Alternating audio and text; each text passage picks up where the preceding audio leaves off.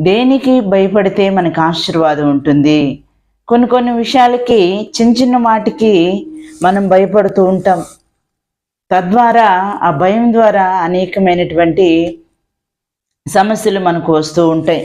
భయపడవలసిన వాటికి భయపడకుండా మరి ఉండవలసి ధైర్యంగా ఉన్నటువంటి విషయాల్లో మనం భయపడుతూ ఉంటాం. ఇక్కడ దేవుని వాక్యం సెలవిస్తుంది, మత్తయి సువార్త 10:28 మరి మీరు ఆత్మను చంపనేరక దేహమునే చంపు వారికి భయపడుకుడు గాని ఆత్మను దేహమును కూడా నరకంలో నశింప చేయగలవానికి మిక్కిలి భయపడుడి.